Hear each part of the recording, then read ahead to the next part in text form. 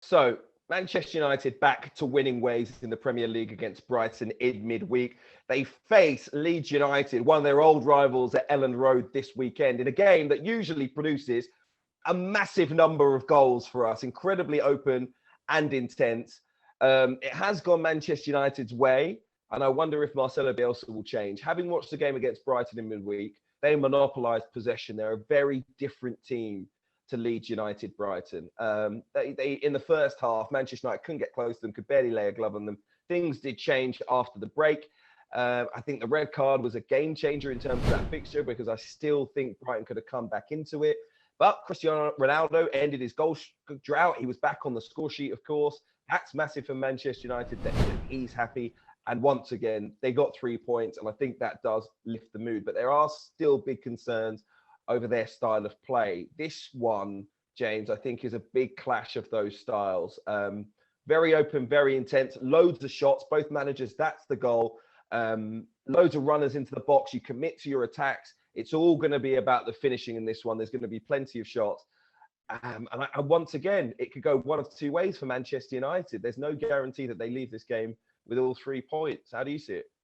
Well, yeah, I think so. First of all, I guess Ronaldo getting that goal is crucial. And for Man United broadly, don't get sent off. And then with 54 minutes gone, by the way, and that obviously helps Man United a lot in terms of just navigating a game, which has been the problem for Manchester United over the last few weeks under Ralf Rangnick.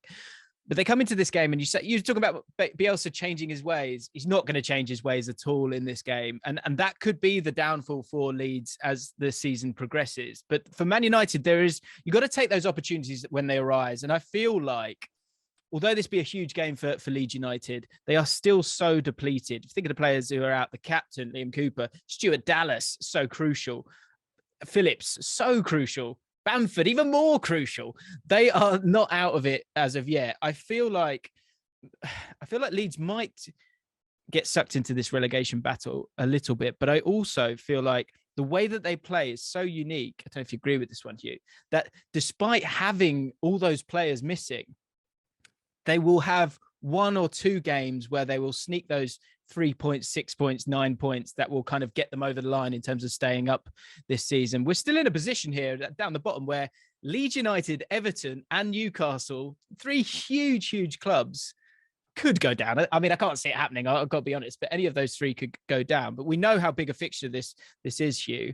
And I guess with that in mind, does Ronaldo start with this one? I was talking about that opportunity of gaining that momentum to get that win against Brighton and then to play against a team, as you say, who do concede a lot of goals and are depleted.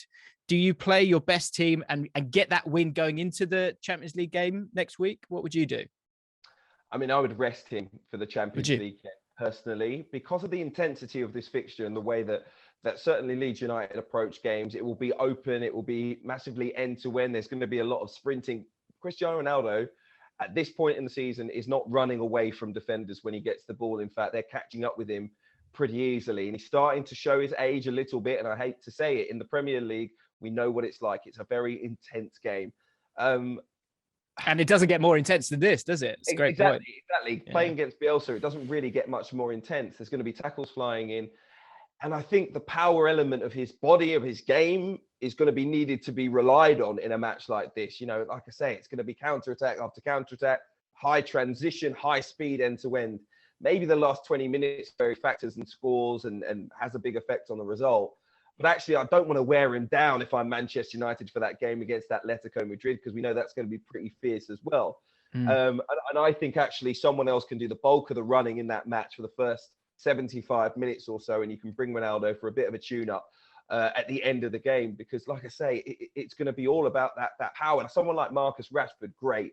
Someone like Jadon Sancho, who's played brilliantly well in the last few games, fantastic. Even someone like Paul Pogba could come into this game and have a real effect on it with the quality of his balls, because it's going to be quick transition, quick turnover, and then it's really going to be runners forward, and a bit like Rangnick ball, a bit like Bielsa ball. You've got 7 or 8 seconds to get a shot off.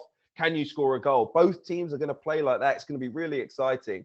But I think you need a little bit of quality on the ball. You need great decision makers on the pitch, and you need that speed to go with it. That's what Leeds United have. The likes of Dan James have been playing great. Rafinha, we know he's in line for a big move away.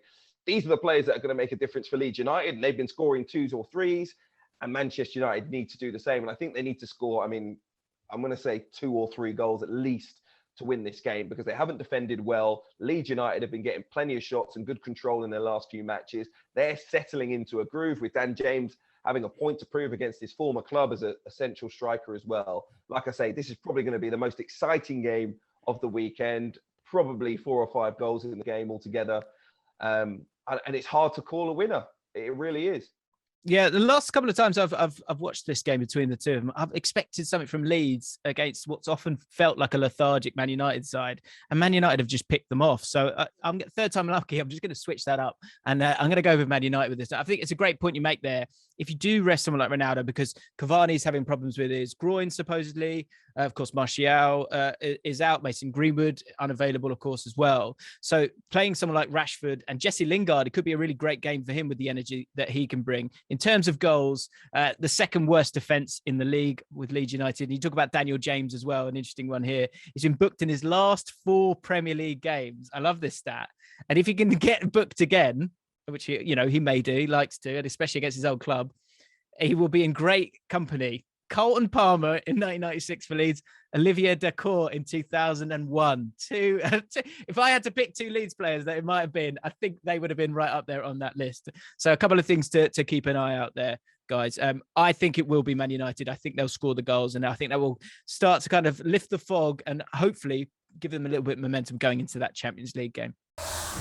Hi, I'm Hugh Wisencroft from ESPN's Football Forecast. Make sure you're subscribed. You can follow all of our predictions throughout the season and get some other great analysis from our big names as well.